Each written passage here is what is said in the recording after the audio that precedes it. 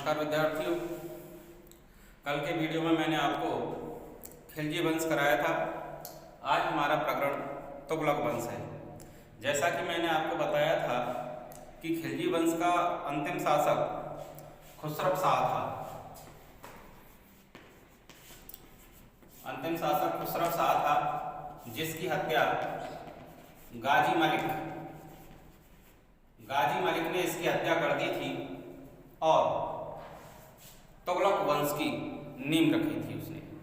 तुगलक वंश जिसका शासनकाल 1320 ईस्वी से 1414 ईस्वी माना जाता है। हालांकि अगर आधिकारिक तौर पर मैं बात करूं तो 1320 से लेकर के 1398 ईस्वी 1398 ईस्वी में ही यह जो साम्राज्य था वो मृतप्राय हो गया था, क्योंकि कोई भी योग्य शासक नहीं था और तैमूर ने भारत पर आक्रमण करके इनको अपाहिज कर दिया था, अपंग बना दिया था। खुसरो शाह की हत्या करने के बाद गाजी मलिक गद्दी पर बैठा, दिल्ली का वह सुल्तान बना। गाजी मलिक गयासुद्दीन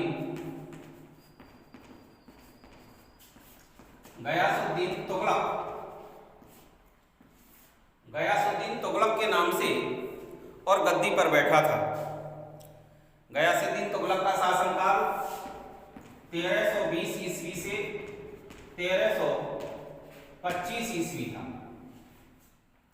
जब गयासुद्दीन तुगलक ने दिल्ली की गद्दी संभाली थी तो शुरुआती तौर पर उसको भारी विद्रोहों का सामना करना पड़ा था।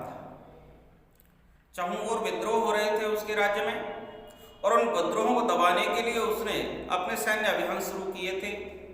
इसके पुत्र जूना खां को भी उसने बारांगल, जो दक्षिण भारत का एक प्रांत था, उसके विद्रोहों का दमन करने के लिए भेजा था। गयासुद्दीन तुगलक का अंतिम सैन्य अभियान बंगाल में था और बंगाल में विद्रोह दमन करने के बाद जब वह वापस लौट रहा था तो एक लकड़ी के भवन में रात्रि विश्राम के दौरान वह भवन ढह गया था और उसमें गयासुद्दीन तुगलक की मृत्यु हो गई थी 1325 ईस्वी में। गयासुद्दीन तुगलक के बाद जूना खां, जिसके बचपन का नाम उलुग खां भी था, ये जूना खान मोहम्मद बिन तुगलक के नाम से सुल्तान बना। मोहम्मद तुगलक का शासनकाल 1325 ईस्वी से 1351 ईस्वी रहा। मोहम्मद तुगलक मध्यकालीन शासकों में सबसे योग्य, सबसे शिक्षित और सबसे समझदार शासकों में था। लेकिन उसके बावजूद भी उसकी जो कुछ योजनाएं थी जिनको वह क्रियान्वित करना चाहता था, वह उन योजनाओं को अमली जामा पहनाने में कामयाब नहीं हो सका था और इस कारण उसको विवादों में भी रहना पड़ा। इसी कारण इतिहासकार मोहम्मद बिन तुगलक को स्वप्निल राजा,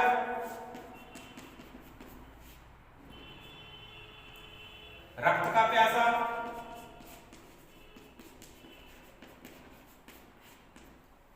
और अंतर्विरोधों के कारण, चूंकि वह घिर चुका था, तो अंतर्विरोधों का विस्मयकारी मिश्रण भी उसको संज्ञा दी गई। स्वप्निल राजा की संज्ञा उसको मिली, रक्त के प्यासा की संज्ञा उसको मिली और अंतर्विरोधों के कारण स्वप्निल राजा के तौर पर भी, विस्मयकारी मिश्रण के तौर पर भी उसको जाना गया। मोहम्मद बिन तुगलक का जब शासनकाल हमने देखा तो उसके शासनकाल को विस्तृत तौर पर अगर देखें तो उसके शासनकाल में हमारा देश 23 प्रांत जिनको उस समय मुक्तक कहा जाता था, इन 23 प्रांतों में बटा हुआ था। आप इसको मुक्तों भी कह सकते हैं, इनमें बटा हुआ था। अलवर्णी जो इतिहासकार हुए हैं वो अलवर्णी सुल्तान की 5 योजनाओं की चर्चा कर रहा है। ये 5 योजनाएं कौन कौन सी थी जिनका जिक्र अलवर्णी ने किया? इन 5 योजनाओं में पहली थी दोआब क्षेत्र में कर वृद्धि। दोआब क्षेत्र में कर वृद्धि, अपने राजस्व को बढ़ाने के लिए उसने दोआब कहते हैं 2 नदियों के बीच की जो भूमि होती है, तो वो जो सीमा क्षेत्र था उसमें इन्होंने टैक्स में बढ़ोतरी कर दी थी। दूसरा, देवगिरी को राजधानी बनाना, ये उसका दूसरा इसका मुख्य कार्य था। देवगिरी जिसका नाम उसने बदल करके दौलताबाद रख दिया था। तीसरा जो उसकी योजना थी वो थी सांकेतिक मुद्रा का प्रचलन शुरू करना। सांकेतिक मुद्रा का प्रचलन शुरू करना। चौथा था खुरासान पर आक्रमण। खुरासान पर आक्रमण। और 5वां था इसका कराची अभियान। ये 5 मुख्य उसकी योजनाएं थी, लेकिन दुर्भाग्यवश हुआ है इन 5 ही योजनाओं को साकार करने में पूरी तरह फेल हुआ। दोआब क्षेत्र में जब उसने कर वृद्धि की तो विद्रोहों का सामना करना पड़ा। देवगिरी को राजधानी बनाया, दौलताबाद उसका नाम रखा, लेकिन वापस इस राजधानी को स्थानांतरित करके उसको दिल्ली आना पड़ा। सांकेतिक मुद्रा का प्रचलन जब उसने शुरू किया तो लोगों ने नकली मुद्रा का प्रचलन शुरू कर दिया, नकली मुद्रा बनाने लग गए। इस कारण यह प्रस्ताव भी उसको वापस लेना पड़ा। खुरासान पर उसने आक्रमण 3,70,000 सैनिकों के साथ खुरासान पर आक्रमण किया था उसने, और 3,70,000 सैनिकों को 1 साल का एडवांस नगद वेतन भी उसने भुगतान किया था।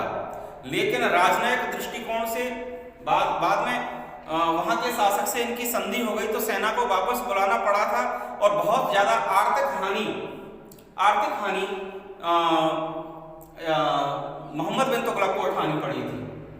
इसके बाद कराची अभियान जो पहाड़ी राज्य था उत्तर पश्चिम में, उस कराची अभियान के लिए भी इसने अपनी सेना को भेजा था, लेकिन पहाड़ी क्षेत्र में रास्ता भटक गई थी सेना, और उसकी सारी सेना लगभग खत्म हो गई थी। केवल 10 सैनिक ही उसके लौट कर वापस आ पाए थे। तो 5 की 5 जो योजनाएं शुरू की थी मोहम्मद बिन तुगलक ने, इन 5 ही योजनाओं में वह पूरी तरह से फ्लॉप हुआ था, फेल हुआ था अलवर्णी ने। इसी कारण इसको एक अंतर्विरोधों का विस्मयकारी मिश्रण से नवाजा है। इसके अलावा 1333 में मोरक्को का एक यात्री जिसका नाम था इब्न बतूता, 1333 ईस्वी में मोरक्को जो अफ्रीका में है, मोरक्को का यात्री इब्न बतूता भारत आया था। सुल्तान ने यानी मोहम्मद बिन तुगलक ने इब्न बतूता को दिल्ली का काजी नियुक्त कर दिया। दिल्ली का काजी नियुक्त कर दिया, यानी न्यायाधीश के पद पर उसको सुशोभित कर दिया। बाद में 1342 ईस्वी में सुल्तान ने इब्न बतूता को चीन में अपना राजदूत बना करके भेजा था। 1351 ईस्वी में सुल्तान की मोहम्मद बिन तुगलक की मृत्यु हो गई थी। जब मोहम्मद बिन तुगलक की मृत्यु हुई थी तो इतिहासकार अलवर्णी ने लिखा है, आखिरकार सुल्तान को प्रजा से और प्रजा को सुल्तान से मुक्ति मिल गई। ये शब्द अलवर्णी के हैं मोहम्मद बिन तुगलक की मृत्यु के बाद में, जो उसने कहे कि आखिरकार सुल्तान को प्रजा से और प्रजा को सुल्तान से मुक्ति मिल गई। 1351 में जब इसकी मृत्यु हुई तो इसका चचेरा भाई गद्दी पर बैठा जिसका नाम था फिरोज शाह तुगलक। फिरोज शाह तुगलक मोहम्मद बिन तुगलक का चचेरा भाई था, जिसका शासनकाल 1351 ईस्वी से और 1388 ईस्वी रहा। फिरोज शाह तुगलक जब स्वतंत्र बना था तो बंगाल के हाजी इलियास, बंगाल के हाजी इलियास ने विद्रोह कर दिया था इनके खिलाफ, और हाजी इलियास के विद्रोह को दबाने के लिए 2 बार सैन्य अभियान फिरोज शाह तुगलक को चलाना पड़ा था। फिरोज शाह तुगलक के अन्य कार्यों में मैं अगर आपको बताऊं तो सैन्य व्यवस्था में और सरकारी नौकरियों में, यानी सेना और सरकारी नौकरियों में योग्यता को दरकिनार कर दिया था, और नौकरी देने का जो उसने मापदंड रखा था वो योग्यता को दरकिनार करते हुए वंशानुगत नौकरी देना शुरू कर दिया था, जो कि एक प्रकार से अविवेकपूर्ण निर्णय था। सरकारी नौकरियों में और सेना की नौकरियों में फिरोज शाह तुगलक ने योग्यता के मापदंड को नजरअंदाज करते हुए वंशानुगत नौकरी देना शुरू कर दिया था। फिरोज शाह ने इसके अलावा भवन निर्माण कला को भी अत्यधिक महत्व दिया था, और नगरों के पुनर्निर्माण को भी अत्यधिक महत्व दिया था। 4 नगर स्वयं फिरोज शाह तुगलक ने बसाए थे। हिसार, दूसरा है फिरोजाबाद, तीसरा है फिरोजपुर, और चौथा है जौनपुर। हिसार, फिरोजाबाद, फिरोजपुर और जौनपुर, इन 4 नगरों को फिरोज शाह तुगलक ने बसाया था। फिरोज शाह तुगलक के अगर हम शासनकाल को देखें तो अकाल प्रबंधन में उसकी भूमिका एक अग्रणी नेता के तौर पर नजर आती है। अकाल प्रबंधन के लिए फिरोज शाह तुगलक ने नहरी योजनाओं का निर्माण किया था, और 2 प्रमुख नहरों का निर्माण उसने कराया था। पहली नहर सतलज नदी से लेकर के दीपालपुर तक थी, और दूसरी नहर उसने यमुना नदी से लेकर के सिरमौर तक थी। इन 2 नहर योजनाओं का निर्माण उसने कराया था ताकि अकाल जैसी कुप्रबंधन को प्रबंधन में तब्दील किया जा सके। इसके अलावा गैर इस्लामिक करों को समाप्त करते हुए उसने केवल और केवल 4 इस्लामिक करों को मंजूरी दी थी। ये 4 जो इस्लामिक कर थे उनमें खराज, ज़कात, खम्स, खम्स, और चौथा जो इसका जो टैक्स उसने लगाया था वो था जजिया। ब्राह्मणों पर जजिया कर उसने लगाया था। इन 4 प्रकार के करों को उसने मंजूरी दी थी, खराज, ज़कात, खम्स और जजिया। इसके अलावा 1200 बाग उसने अपने शासनकाल में लगाए थे। विशेष रूप से अंगूरों की खेती करना उसने शुरू कर दिया था। जहां तक दासों की संख्या की बात है तो सल्तनत काल के सभी शासकों में सर्वाधिक दास फिरोज शाह तुगलक के दरबार में थे। 1,80,000 दास उसके दरबार में रहा करते थे, और उसने दासों की देखभाल के लिए अलग से एक डिपार्टमेंट, अलग से एक विभाग बना दिया था, जिसका नाम था दीवाने बंदगान। ये दासों की देखभाल करने के लिए उसने एक अलग डिपार्टमेंट बना दिया था। इसके अलावा जो अपाहिज थे, जो विधवाएं थी, जो परित्यक्ताएं थी, जो गरीब थी, उन महिलाओं की विशेष देखभाल करने के लिए भी इसने दीवाने खैरात एक अलग विभाग बनाया था। दीवान ए खैरात, जिसका कारण, जिसका उद्देश्य, जिसका लक्ष्य जो था वो था कि जो परित्यक्ताएं हैं, जो विधवाएं हैं, जो अपाहिज हैं, जो अपंग हैं, जो गरीबी रेखा में जी रही हैं, उन महिलाओं की देखभाल करने के लिए और फिरोज शाह तुगलक ने दीवान ए खैरात विभाग की स्थापना की थी। 1388 ईस्वी में फिरोज शाह तुगलक की मृत्यु हो गई थी। फिरोज शाह तुगलक की मृत्यु के बाद अंतिम शासक के तौर पर यहाँ नसरुद्दीन महमूद था। नसरुद्दीन महमूद ये अंतिम शासक था। 1398 ईस्वी में इसी के शासनकाल में तैमूरलंग जो एक विदेशी आक्रांता था, तैमूरलंग ने भारत पर आक्रमण कर दिया था और अत्यधिक लूटपाट उसने की थी। तैमूरलंग ने पूरी तरह से इस लोदी वंश को अपाहिज कर दिया था और अयोग्य शासकों की वजह से यह वंश पतन को प्राप्त हो गया। 1414 ईस्वी तक यिन किन प्रकारेण यह राजवंश सत्ता में बना रहा। इसके बाद सैयद वंश का दौर है।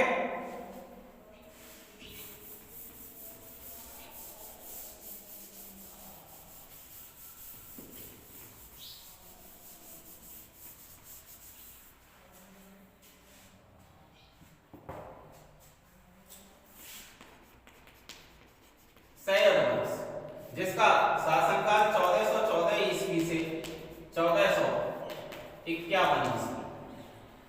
खिज्र खां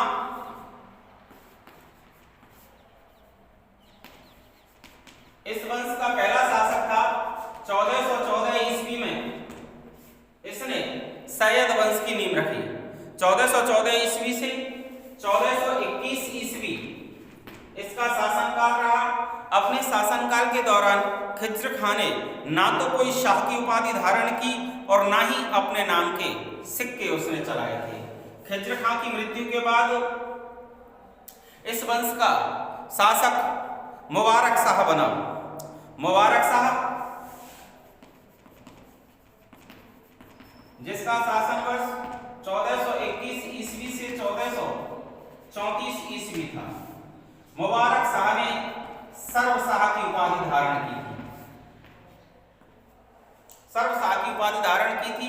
अंतिम शासक इस वंश का आलम शाह था। यह अंतिम शासक था आलम शाह। और आलम शाह ने 1451 ईस्वी में अपनी स्वेच्छा से दिल्ली का शासन, दिल्ली की गद्दी का त्याग कर दिया था। और दिल्ली की गद्दी त्याग करने के बाद बहलोल लोदी ने लोदी वंश की स्थापना 1451 में की। धन्यवाद।